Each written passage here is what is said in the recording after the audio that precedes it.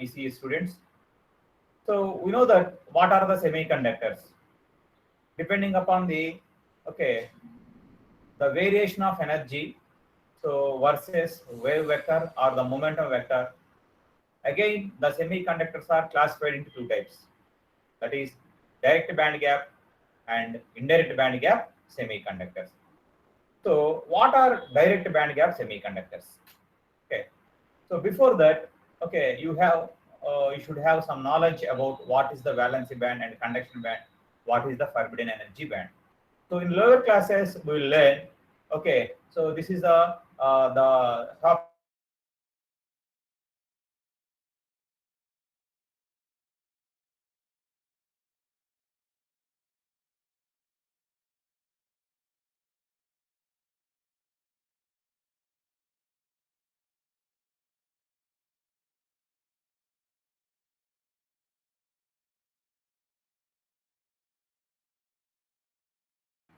conduction band. It is empty or off field. Okay, so the gap between this conduction band and the valency band is known as forbidden energy gap. Okay, depending upon this forbidden energy gap value, okay, the materials again classified into three types: conductors, conduction and valency band is okay overlap with each other. Semiconductors, okay, moderately separated. Okay, the gap between conduction and valency band is okay intermediate or okay minimum. So in okay, that is the insulators. In insulators, the band gap between conduction band and the valency band is very large. Okay, to know something brief depth about this valency band and conduction band and energy band diagram. So just watch this video.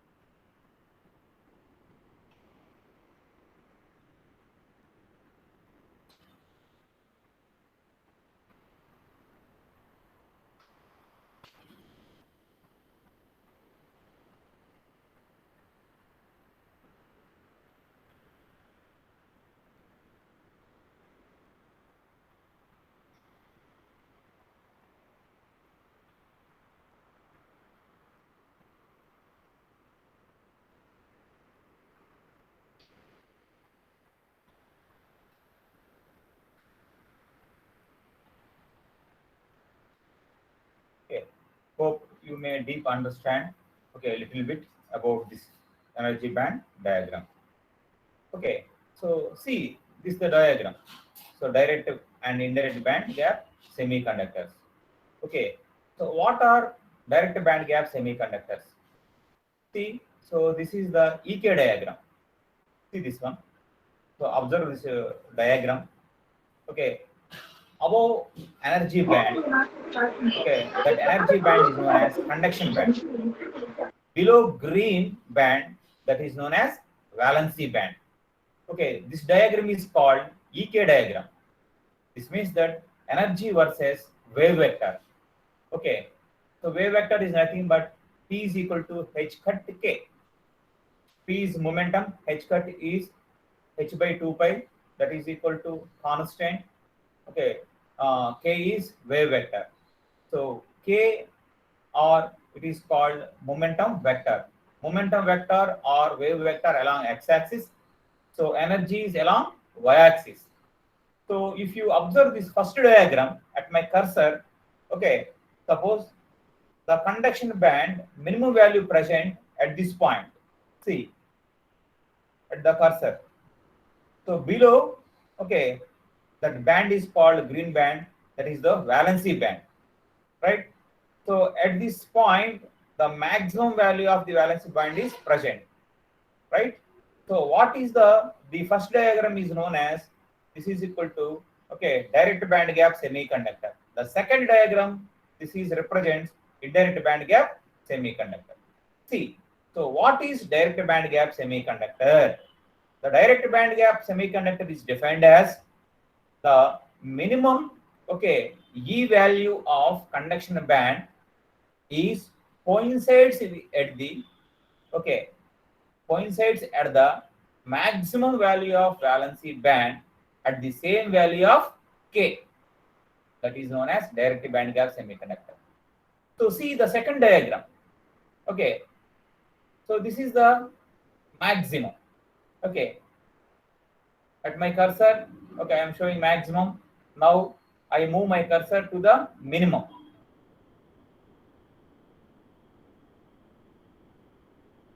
Minimum value of the conduction band, okay, does not coincides with the maximum value of valency band at the same value of K. Okay, that's why here, see here, okay, K value are differ. So in which type of semiconductors the minimum band, okay, the minimum of energy of the conduction band, okay, not coincide at the same value of the K for the maximum of valency band, such type of semiconductors are known as, okay, indirect band gap semiconductor. So observe this diagram, right? So this is the first diagram. See here, so along y-axis this is the E value, along x-axis K value.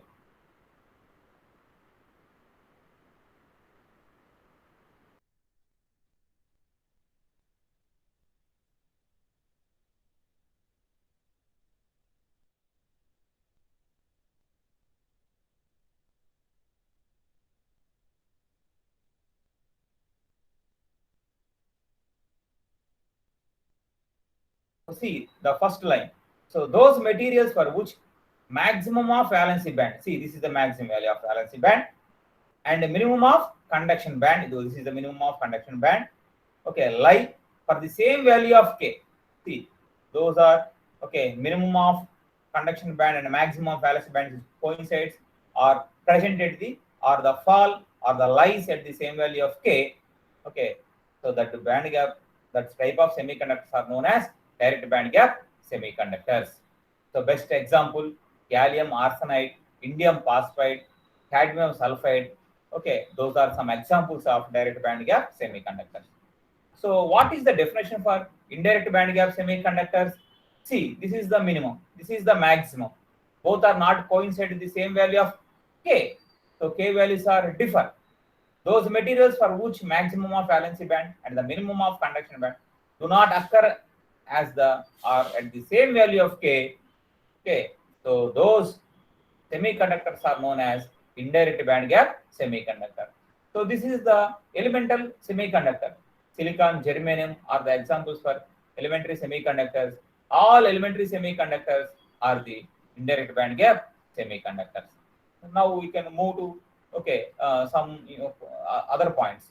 Okay, so what is the little bit difference between direct band gap semiconductors and indirect band gap semiconductors? So we know that the energy spectrum of electron moves in the presence of periodic potential. Okay, field is divided into allowed and forbidden energy zones. Right, we know that allowed and forbidden energy zones. Okay, in crystals, the inner atomic distance and the internal potential energy distribution vary with the direction of the crystal. Right. So in the crystal, what, okay, something is done, that is the interatomic distance and the internal potential energy distribution vary with the direction of the crystal. Hence, EK relationship and hence energy band formation depends upon the orientation of the electron wave vector to the crystal axis. So that's why Okay, in this diagram, see, okay, the conduction band and valency band, okay, that energy does not vary with the K, right? In the alternative fields, what happens if you observe this diagram, the conduction band value and the valency band values are vary with respect to K. In this diagram, that energy of the conduction band and the valency band, when we move along the x-axis with respect to K, the band energies are constant. So but in EK diagram, when we move from the center to left or right, what happens, the energy bands values are either increases and decreases, right? See this diagram, right? This is another diagram, right? This is the gallium arsenide, right? This is the silicon semiconductor. Gallium arsenide is an example for direct band gap semiconductor, right? So this is the direct band gap semiconductor. So if you observe very clearly, at my cursor, you can observe, these are the electrons. See, in the conduction band. Okay, so these are also the electrons. Electrons, jump from the maximum value of valency band into the minimum value of conduction band at the same value of K. In this case, EZ is very less. Here, the direct recombination takes place. Suppose these are the electrons, again jumps into the valency band. These electrons recombined with the holes which are present in the valency band. Energy is liberated. That energy is liberated in the form of light. But here, these electrons not jumps directly into the holes. This takes place another part, right? In this case, there is no direct recombination of electrons with holes. Why? Because the minimum of conduction band does not presented the maximum of valency band at the same value of K. Those are presented at different values of K, right? So see this one. These are the 5 differences between the direct band gap semiconductors and indirect band gap semiconductor. See, what is the first difference between direct and indirect band gap semiconductor? A direct band gap semiconductor is one in which the maximum energy value of the valency band aligns with the minimum energy value of the conduction band with respect to momentum. Momentum is nothing but K vector. So in indirect band gap semiconductor is one in which the maximum energy level of the valency band are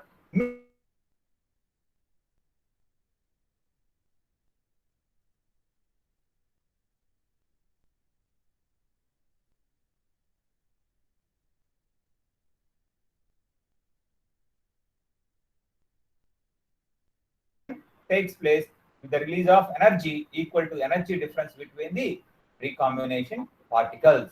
See, see this. Hello, please mute your earphones. So see this one. This diagram here, right? The electrons directly jumps into the valency band. That's why here the direct recombination takes place. Here the electron jumps at this place, but at this place no holes are present. That's why the electrons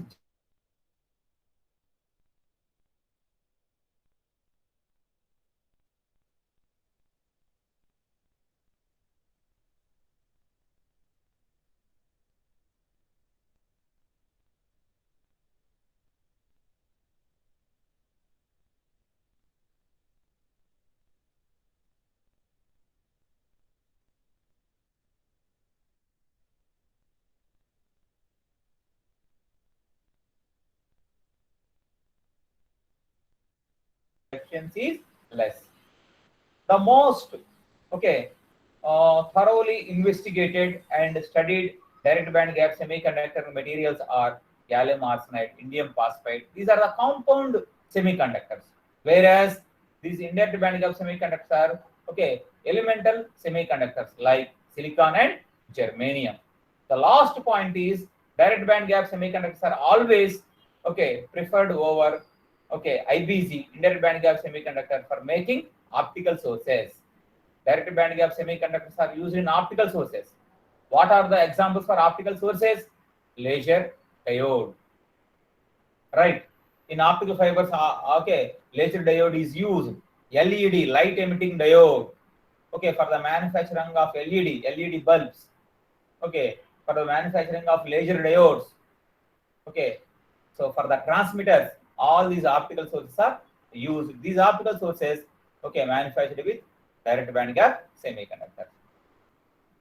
In IPC, indirect band gap semiconductors cannot be used in optical sources.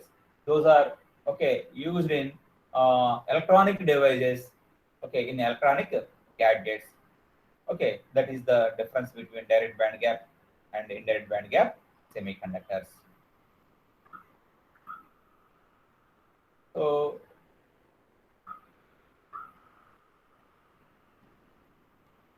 this is the difference between these two students.